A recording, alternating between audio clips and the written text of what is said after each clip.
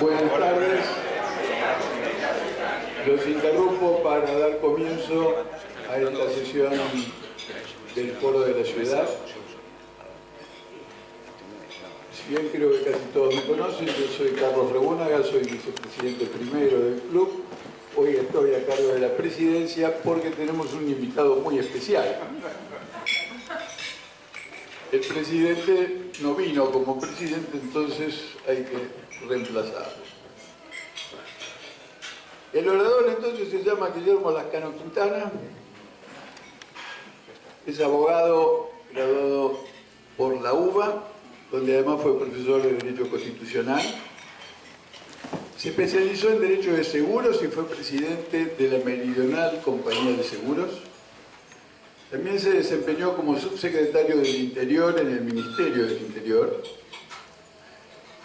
Ha publicado un libro, El Contrato de Seguro, junto con Francisco Pomés, un libro de poesías, 3 otoños, 2 ensayos políticos, La Argentina, Ilusión Perdida o Nuevo Desafío, y El Nuevo Desafío, la Argentina en una encrucijada, y una biografía de su cuarto abuelo, el brigadier general Wenceslao Paunero, un héroe desconocido. Fue consejero en el Colegio Público de Abogados de la Capital Federal y director fundador del Instituto de Derecho de Seguros del mismo colegio. Y más importante que todo, es socio y presidente del Club del Progreso. Los dejo entonces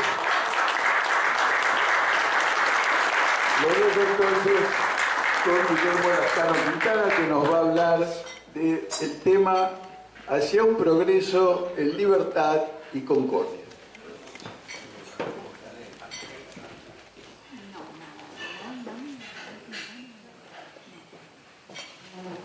Les cuento que los abrazos fueron para el orador y no para mí, ¿no?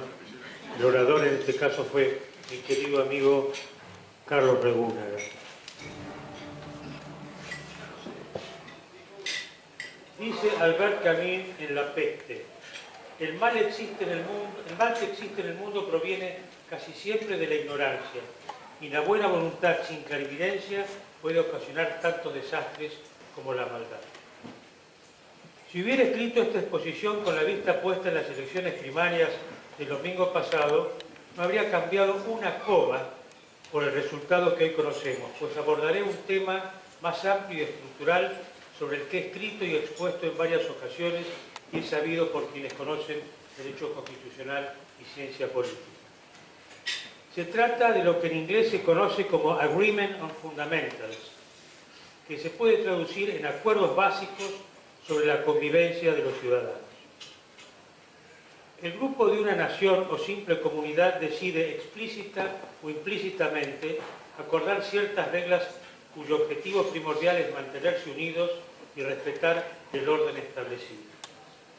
Estas reglas son, según se trate de comunidades primitivas o evolucionadas, de características elementales o sofisticadas.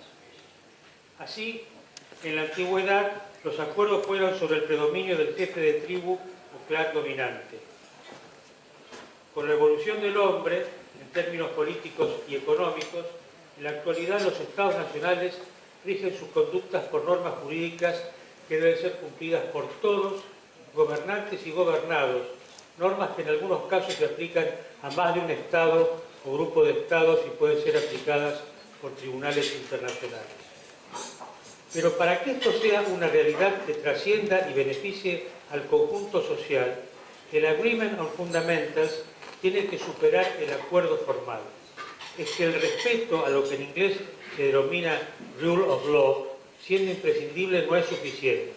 Tiene que haber una armonía que amalgame a la ciudadanía en un proyecto de respeto a la disidencia. Y es sobre esta armonía que los argentinos tenemos que trabajar y poner todos nuestros esfuerzos, especialmente en las vísperas de una elección decisiva para nuestro futuro, como será la que se sustanciará pronto, en la que se elegirá no solo un nuevo gobierno, sino el destino de nuestra nación. Entremos pues en tema.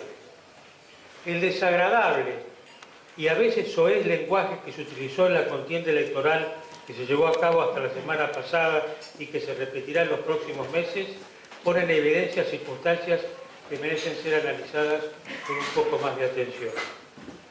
Hay un factor importantísimo a mi juicio a considerar: la falta de elaboración y discusión sensata de proyectos y de su difusión. Las declaraciones rimbombantes y sin fundamento y la ausencia de explicaciones sensatas no se admiten con el justificativo de que están destinadas al gran público.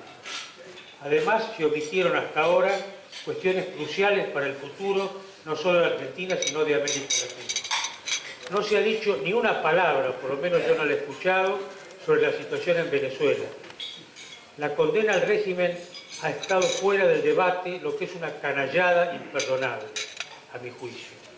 A ello debe sumarse la omisión de estas situaciones similares en Nicaragua y en Cuba, sobre la que todos callan, o creo que todos.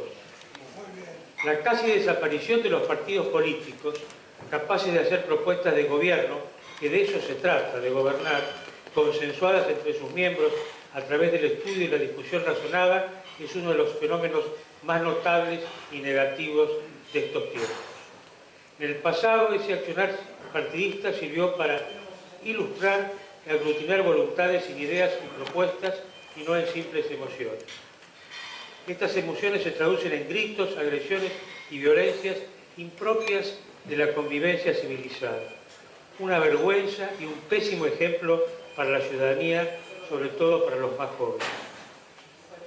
El desconocimiento de propuestas fundadas en certezas comprobables y no en grandilocuentes declaraciones sin fundamentos agrava la crispación del debate.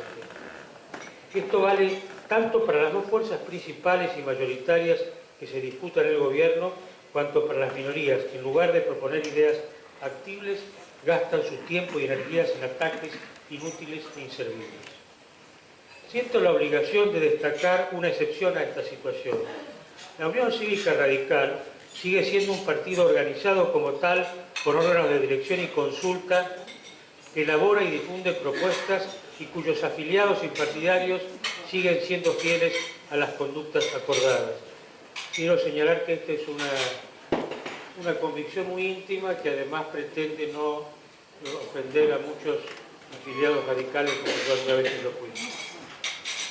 Párrafo aparte merecen los llamados movimientos sociales, grupos de personas con diversos propósitos y objetivos que organizadamente se manifiestan públicamente entorpeciendo la vida ciudadana con marchas, cortes de calles, ocupación de espacios comunes, lo que a veces deriva en violencia con perjuicio sobre bienes públicos y privados. La absoluta descalificación del oponente, al que se trata como si fuera un infradotado, y el pomposo relato de la gestión de los contendientes es otra circunstancia que deja a la ciudadanía en las tinieblas. Citando otra vez a Camus, dando demasiada, dije Camus porque se dice Camus, ¿no es cierto, Carlos? Él es muy exigente en el francés. Citando otra vez a Camus, dice, comillas, dando demasiada importancia a las bellas acciones, se tributa un homenaje indirecto y poderoso al mal, pues se da a entender que las bellas acciones son escasas y que la maldad y la indiferencia son motores mucho más frecuentes en los actos de los hombres. Esto es escrito en La Peste. A ello se suma el fenómeno de las comunicaciones masivas a través de las llamadas redes sociales, que ametrallan a los usuarios con mensajes elementales y que apelan solo a lo visual y con escaso o nulo contenido inteligente. Ello sin considerar las noticias falsas o los relatos sesgados que difunden y lamentablemente quedan. Es cierto, sin embargo, que este fenómeno de los nuevos medios de comunicación y difusión de ideas, propuestas e imágenes que, superando a la radio, a la televisión y a la presencia física, operan de un modo instantáneo o inmediato sobre el público, merece una especial atención.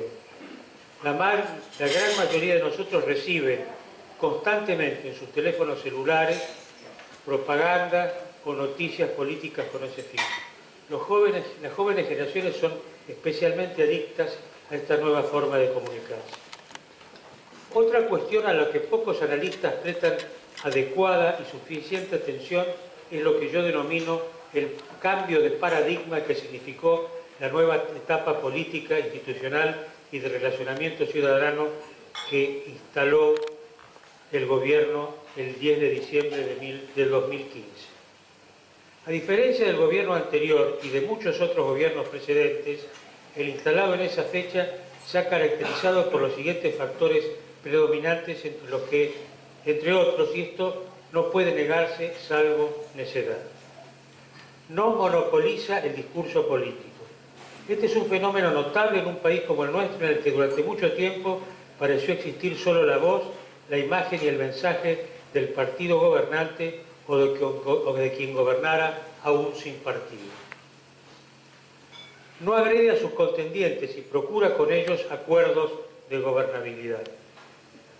Esto fue destacado en la primera época del gobierno que hoy sigue gobernando, cuando se alcanzaron trascendentes medidas con el apoyo de diputados y senadores de la oposición en varias cuestiones, como la liberación del mercado de cambio, acuerdos con alquileres externos, entre otros que no voy a citar porque son suficientemente conocidos.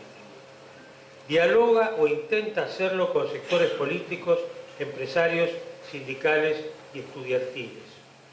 Y lo hace a pesar de la conducta muchas veces disolvente y agresiva de muchos de ellos.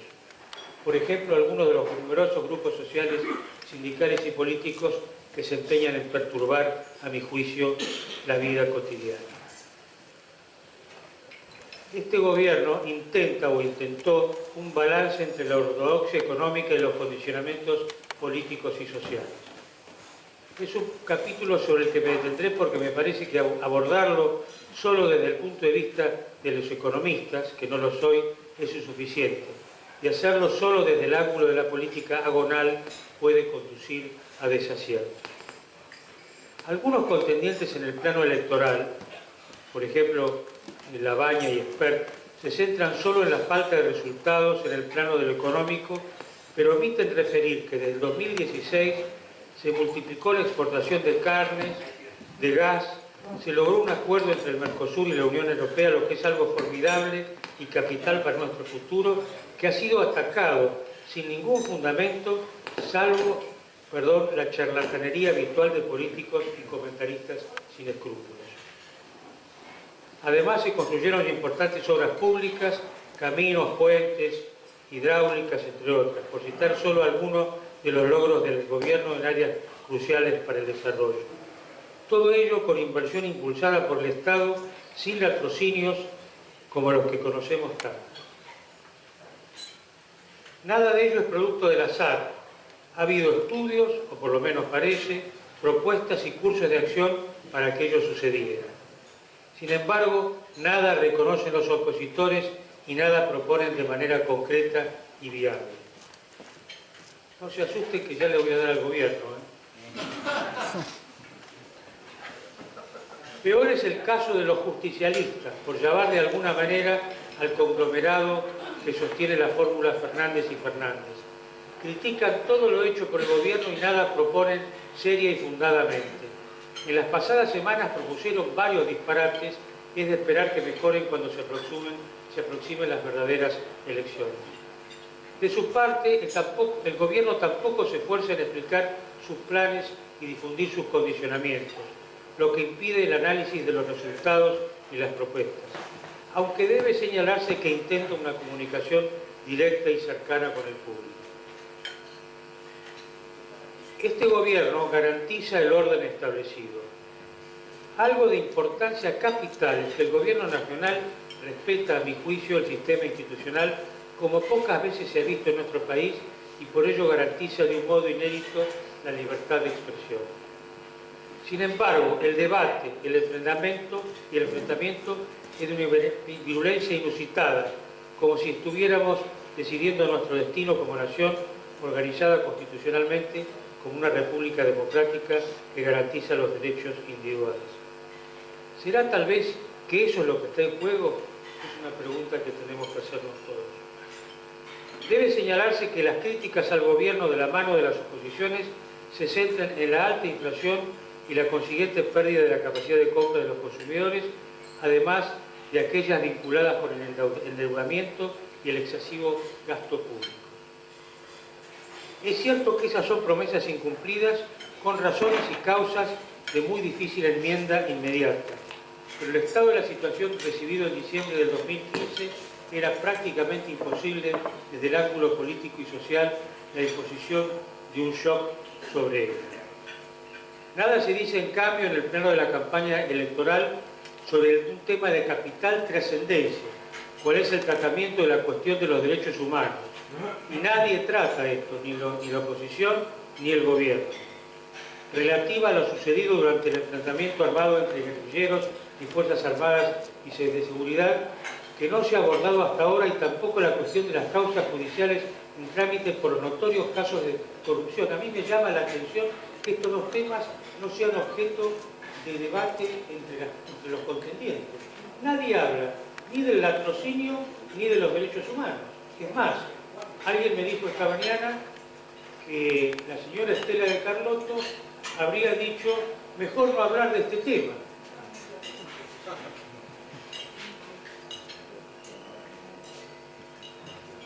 Esto es curioso y llamativo, pues se trata de dos aspectos trascendentes si aspiramos a un país en paz y respetuoso del Estado de Derecho. Si queremos un futuro mejor que el pasado, debemos cumplir las leyes y su aplicación por los jueces y no tolerar presiones ni amenazas sobre ellos. Debo señalar en este punto que la tergiversación interesada en nuestra historia, especialmente la que comprende la guerra revolucionaria encabezada por la izquierda terrorista y el consiguiente accionar de las Fuerzas Armadas para combatirle, es un capítulo muy difícil de encarar y resolver, pero es necesario alcanzar la paz. La omisión del debate político, del latrocinio generalizado durante el gobierno reemplazado el 10 de diciembre del 2015 es tan imperdonable como peligrosa, pues el público olvida lo que le molesta y sin duda perturba saber que se toleró semejante ignominia.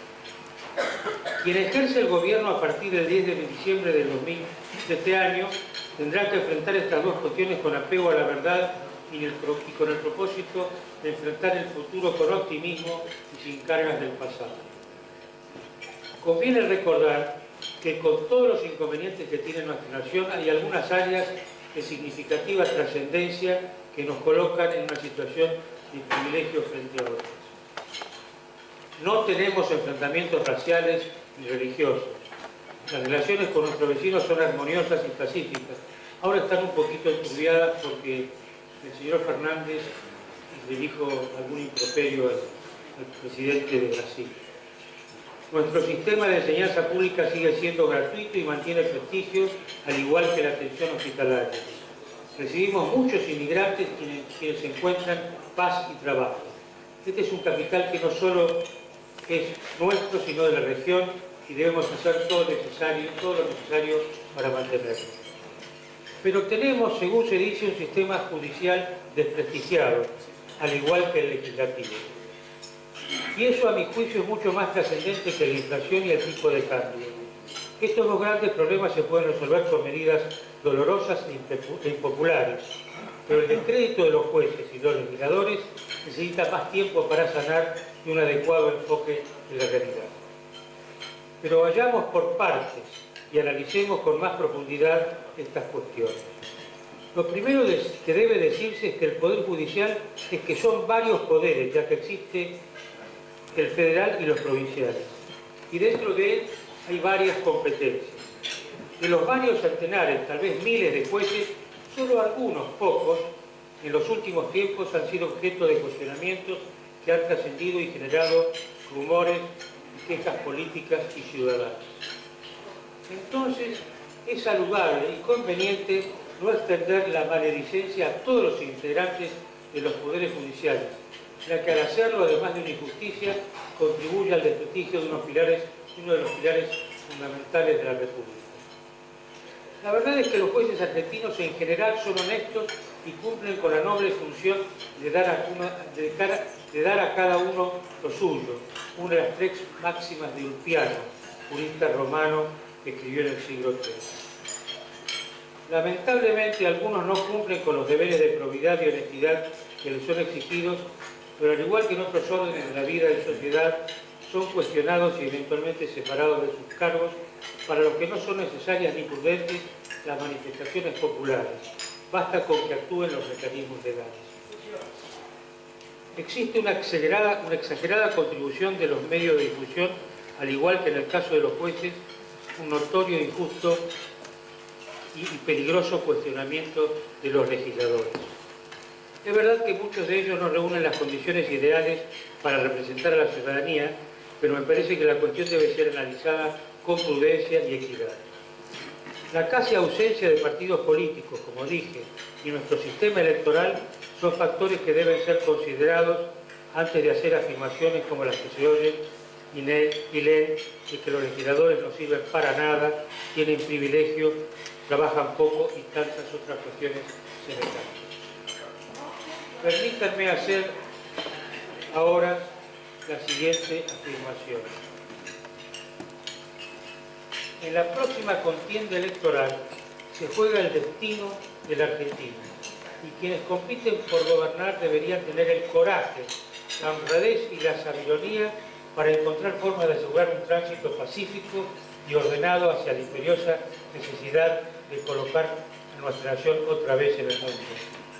Quien quiera que resulte electo para conducir el Poder Ejecutivo deberá tener la grandeza y la lucidez de quienes hicieron grande a nuestra nación. No fueron solo Mitre, Alberdi, Sarmiento, Avellaneda, Pellegrini, Alenza, Espeña o Roca, por citar solo algunos. Sus ideas y aportes, aún con disidencias, ocultan a miles de funcionarios públicos, militares, maestros, escritores, filósofos, médicos y tantos otros que con menos notoriedad impulsaron y acompañaron la formidable gesta de los libres, constituyendo en conjunto un haz de creadores como nunca más tuvo nuestro país.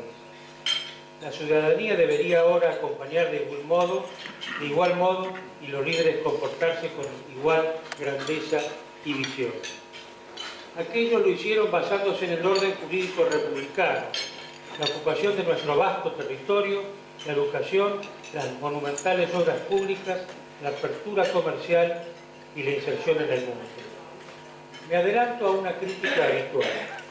Criticar a esos hacedores porque eran aristócratas, poco inclinados a respetar la voluntad popular, porque dedicaron el crecimiento del país a la potencia dominante o porque privilegiaron el capital sobre el trabajo, es un anacronismo. En la misma época les recuerdo que Francia, igual que España, eran monarquías. Alemania e Italia, un conglomerado de territorios desunidos y en algunos casos enfrentados entre sí. La Argentina ya entonces era una república y la revolución industrial estaba en su apogeo. Además de instalar este sistema, impulsaron la migración de hombres y mujeres de todos los confines del planeta. Entre 1870 y 1920 llegaron al país alrededor de 6 millones de personas, de las cuales permanecieron aproximadamente la mitad. Pero además, entre 1865 y 1914, nuestras exportaciones se multiplicaron por 13. El área agrícola ganadera pasó de 10 millones de hectáreas en 1850 a 51 millones en 1908. Y las cabezas de ganado pasaron de 10 millones en 1850 a 23 millones en 1884, por citar solo algunos indicadores.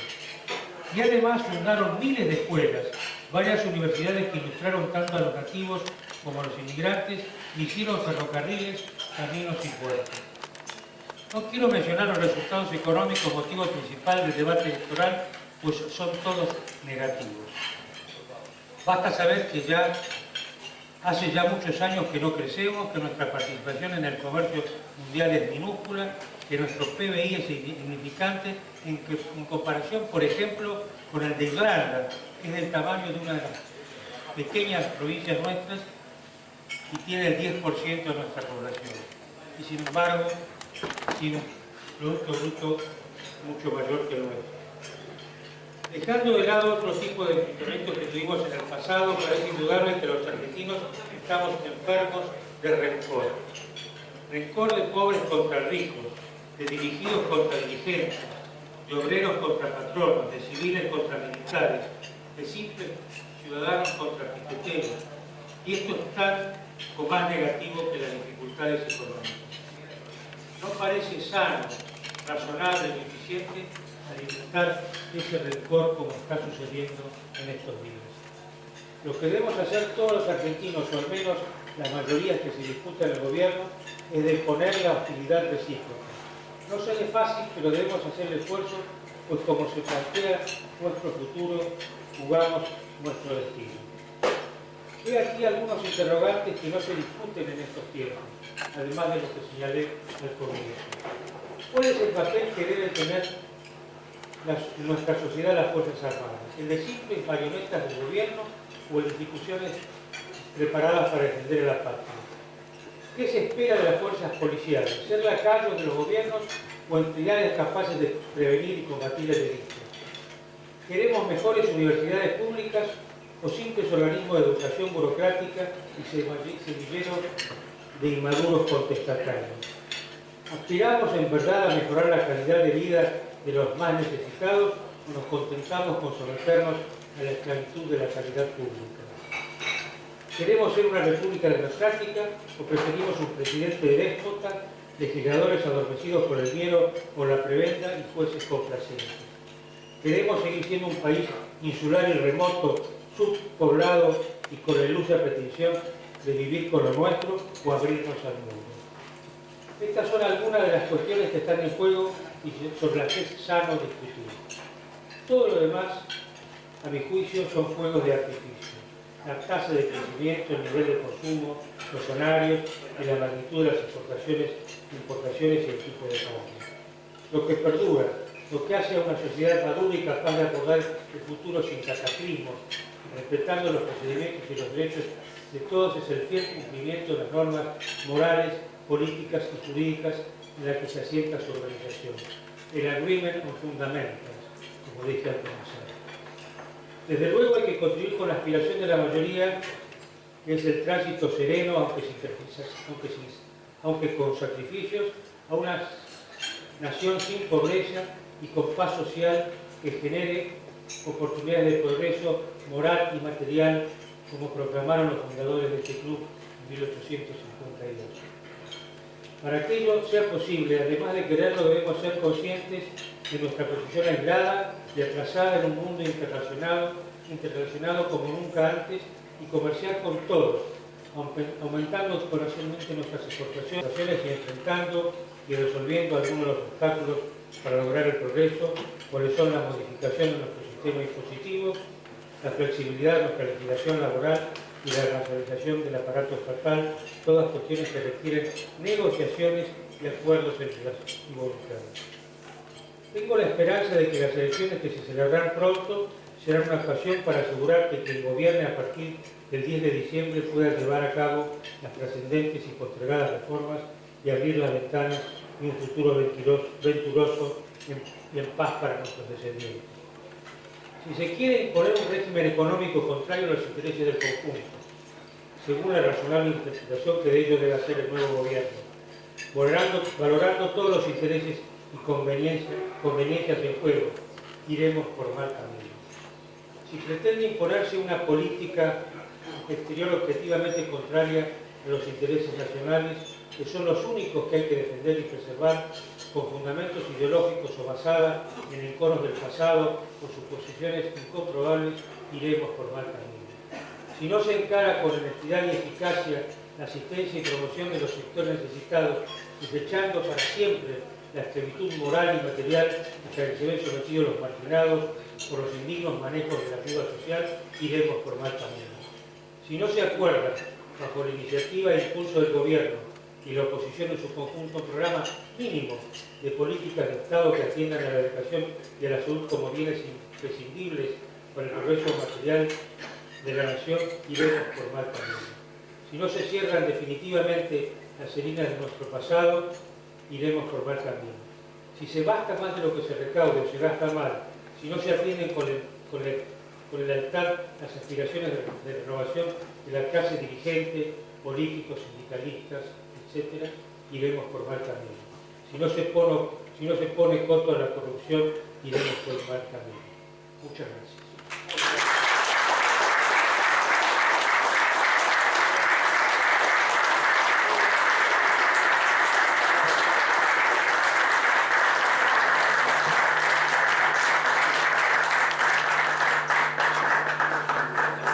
Voy a tomar la atribución de interpretar la reacción de la audiencia en el sentido de que vamos a otorgarle al orador la posibilidad de comer el segundo plato.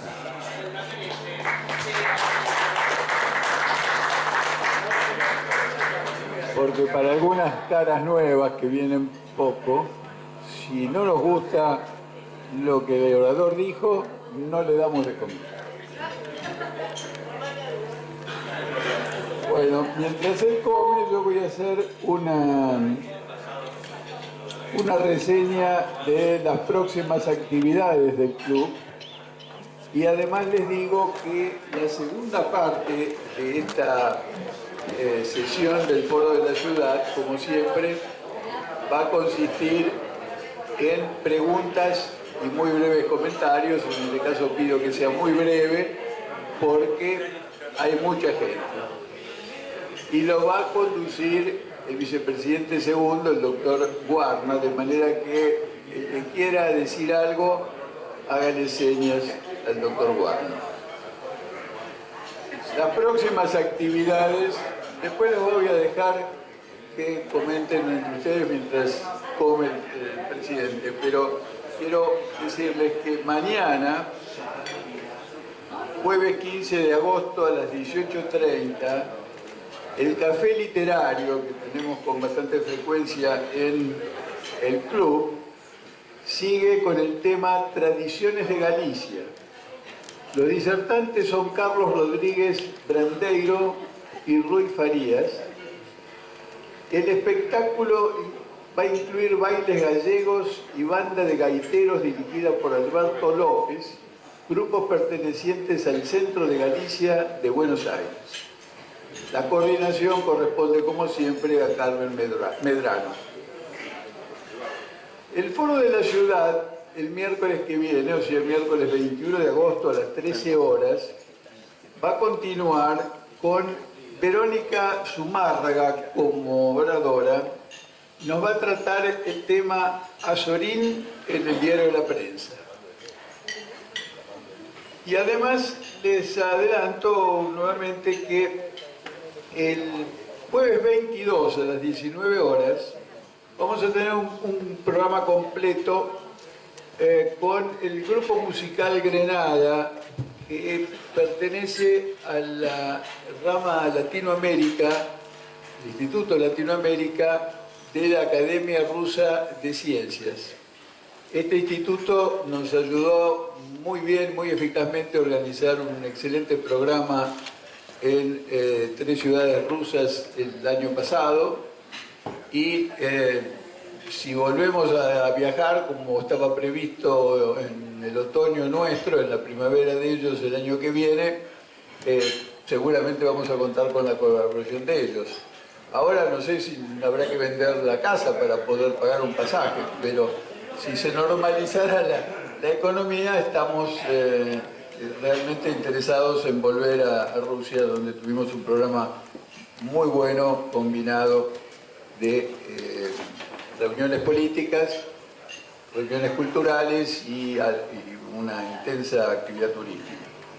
Este grupo musical va a empezar con una exposición, explicación y muestra de instrumentos musicales rusos. Luego va a seguir un show a cargo de ellos y después se va a servir una comida criolla parecida a la que tuvimos cuando festejamos el Día de la Independencia en julio pasado. Estamos pidiendo que se hagan reservas y el costo de todo el programa es de 1.000 pesos. Muy bien, los dejo tranquilos hasta que el presidente esté en condiciones de seguir.